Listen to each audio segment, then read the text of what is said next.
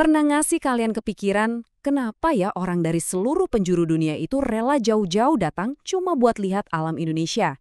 Nah, hari ini kita bakal cari jawabannya bareng-bareng. Kita akan telusuri pesona Nusantara yang udah jadi legenda. Yuk, kita mulai petualangannya. Surga kecil yang jatuh ke bumi. Kalimat ini bukan sekedar slogan pariwisata loh. Ini adalah ungkapan tulus dari para penjelajah dunia yang benar-benar terpanah waktu pertama kali lihat negeri kita. Seolah-olah mereka nemuin serpihan surga yang tersembunyi persis di garis khatulistiwa. Jadi, apa sih sebenarnya yang bikin Nusantara ini begitu spesial? Oke, mari kita lihat gambaran besarnya dulu. Coba dibayangin, negara kita ini dihiasi oleh rentetan gunung berapi aktif. Di satu sisi, ini memang bisa jadi bahaya. Tapi di sisi lain, abu vulkaniknya itu anugerah yang luar biasa. Penuh dengan mineral kayak kalium dan fosfor yang bikin tanah kita jadi salah satu yang paling subur di planet ini. Dan dari puncak yang penuh api itu, kita langsung menyelam ke dunia yang benar-benar berbeda. Dunia bawah laut kita yang super tenang, jernih, dan penuh warna-warni kehidupan. Kontras yang sempurna banget kan? Dari api ke air. Nah, slide ini merangkum semuanya dengan keren banget. Cuma di Indonesia, kita bisa nemuin lembah curam yang indahnya kayak lukisan di Ngarai Sianok. Terus pindah ke Sabana Bromo yang luasnya bikin kita serasa lagi di Afrika. Dari danau vulkanik terbesar di dunia sampai pantai pasir putih dan hutan lebat. Ini bukan cuma sebuah negara, ini ibarat satu benua dalam satu negara. Oke, dari pemandangan yang super megah, sekarang ayo kita intip lebih dekat lagi para penghuni unik yang menyebut surga ini sebagai rumah mereka. Coba bayangin ini, ada sebuah danau di tengah pulau yang terbentuk karena letusan dahsyat Gunung Tambora. Air laut kejebak di dalamnya, dan seiring waktu, airnya jadi lebih asin daripada lautan itu sendiri. Danau Satonda ini tuh kayak mesin waktu cair, yang ngasih kita gambaran gimana kondisi lautan purba ribuan tahun yang lalu. Keren banget kan? Nah, ini salah satu fakta sains yang paling menarik. Buat mata kita, warna oranye harimau itu kan kelihatan mencolok banget ya. Tapi buat mangsanya, kayak rusa atau babi hutan, yang penglihatannya dikromatik alias nggak bisa bedain warna merah dan hijau, warna oranye itu justru nyaru banget sama hijaunya dedaunan. Ini adalah sebuah adaptasi evolusi yang jenius banget buat berburu.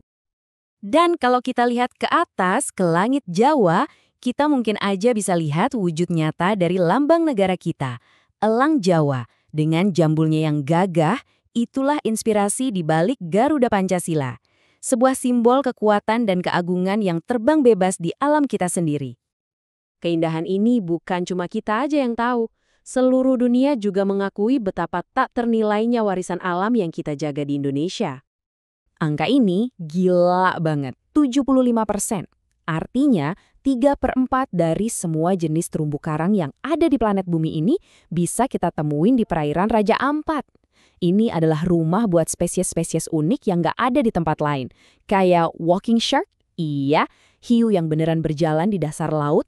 Nggak heran kalau Raja Ampat itu dijuluki perpustakaan kehidupan laut dunia. Dan pengakuan itu datang dalam bentuk penghargaan yang nyata. Mulai dari Anambas yang disebut pulau tropis terbaik se-Asia, sampai Komodo dan Chileto yang jadi warisan dunia UNESCO. Dunia mengakui kita ini adalah penjaga dari beberapa tempat paling berharga di muka bumi. Oke, setelah kita melihat semua keindahan dan pengakuan ini, kita harus jujur sama diri sendiri. Ada satu pertanyaan sulit yang harus kita hadapi. Keindahan yang kita bangga-banggakan, fauna yang kita kagumi, apa semua ini bakal tetap ada buat generasi setelah kita? Kenyataannya, surga kita ini sedang berada di bawah ancaman yang sangat serius. Slide ini nunjukin kenyataan pahitnya. Kita udah kehilangan harimau Jawa dan Bali. Selamanya. Elang Jawa, sang Garuda hidup, populasinya sekarang kritis banget karena mereka cuma bertelur 1 kali dalam 2 tahun. Dan hutan, rumah mereka, terus-menerus berkurang. Ini semua adalah dampak langsung dari aktivitas kita sebagai manusia. Kurang dari 100. Itulah perkiraan jumlah badak Sumatera yang tersisa di alam liar. Salah satu makhluk paling purba yang kita punya, kerabat dekat badak berbulu dari zaman es, sekarang ada di ambang kepunahan total. Waktu kita untuk menyelamatkan mereka semakin sedikit. Melihat semua ini, gampang banget buat kita merasa putus asa. Tapi tunggu dulu, ini bukan akhir dari cerita. Justru, ini adalah awal dari peran kita. Melihat angka-angka tadi memang bikin sedih, tapi ini bukan waktunya buat menyerah. Justru ini adalah panggilan buat kita semua untuk bertindak. Karena, seperti yang tertulis di sini, cinta tanah air itu bukan cuma perasaan bangga, tapi harus diwujudkan dalam sebuah tindakan nyata untuk merawat anugerah yang luar biasa ini. Terus gimana caranya? Gampang kok, ini ada 4 langkah sederhana yang bisa kita semua lakukan. Pertama, jelajahi alam kita, biar tumbuh rasa memiliki. Kedua, pelajari keunikannya. Terus ceritain ke teman-teman. Ketiga, bertindaklah yang bertanggung jawab di kehidupan sehari-hari. Dan keempat, dukung mereka yang berjuang di garis depan konservasi. Simpel kan? Tapi dampaknya besar banget. Kita semua sudah menerima warisan yang nggak ternilai harganya. Sebuah surga di Khatulistiwa. Pertanyaannya sekarang adalah, warisan seperti apa yang akan kita tinggalkan untuk anak cucu kita nanti? Apakah kita akan mewariskan cerita tentang keindahan yang telah hilang, atau kita akan mewariskan surga yang tetap lestari? Jawabannya ada di tangan kita semua.